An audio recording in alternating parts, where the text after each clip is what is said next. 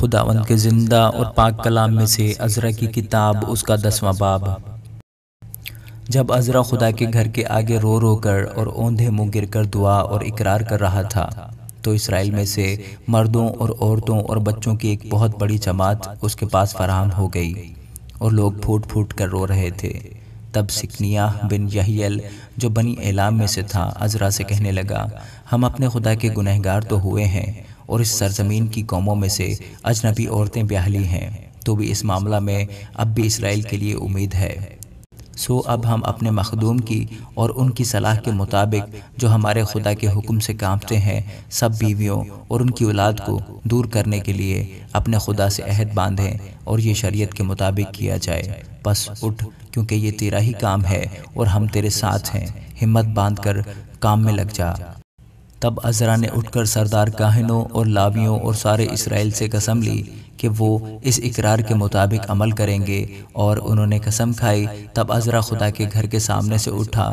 اور یہوحنان بن الیاسب کی کوٹری میں گیا اور وہاں جا کر نہ روٹی کھائی نہ پانی پیا، کیونکہ وہ اسیری کے لوگوں کی خطا کے سبب سے ماتم کرتا رہا۔ پھر انہوں نے یہودا اور یروشلم میں اسیری کے سب لوگوں کے درمیان منادی کی کہ وہ یروشلم میں اکٹھے ہو جائیں، اور جو کوئی سرداروں اور بزرگوں کی صلاح کے مطابق 3 دن کے اندر نہ آئے اس کا سارا مال ضبط ہو اور وہ خود اسیروں کی جماعت سے الگ کیا جائے۔ تب یہودا اور بنیامین کے سب مرد ان 3 دنوں کے اندر یروشلم میں اکٹھے ہوئے۔ مہینہ 9واں تھا اور اس کی 20ویں تاریخ تھی، اور سب لوگ اس معاملہ اور بڑی بارش کے سبب سے خدا کے گھر کے سامنے کے میدان میں بیٹھے کانپ رہے تھے۔ تب عزرا کاہن کھڑا ہو کر ان سے کہنے لگا کہ تم نے خطا کی ہے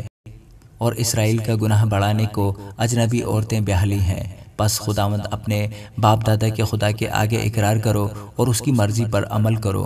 اور اس سرزمین کے لوگوں اور اجنبی عورتوں سے الگ ہو جاؤ۔ تب ساری جماعت نے جواب دیا اور بلند آواز سے کہا کہ جیسا تو نے کہا ویسا ہی ہم کو کرنا لازم ہے، لیکن لوگ بہت ہیں اور اس وقت شدت کی بارش ہو رہی ہے اور ہم باہر کھڑے نہیں رہ سکتے،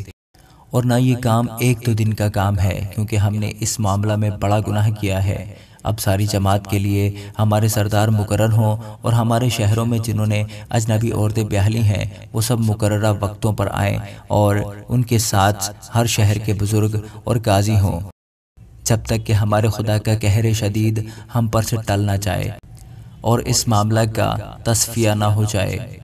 فقط یونتن بن اساہیل اور یحاز بن تقویٰ اس بات کے خلاف کھڑے ہوئے،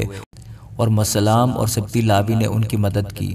پر اسیری کے لوگوں نے ویسا ہی کیا، اور عزرا کاہن اور آبائی خاندانوں کے سرداروں میں سے بعض اپنے اپنے آبائی خاندان کی طرف سے سب نام بنام الگ کیے گئے، اور پہلے مہینے کے پہلے دن تک ان سب مردوں کے معاملہ کا فیصلہ کیا جنہوں نے اجنبی عورتیں بیاہ لی تھیں،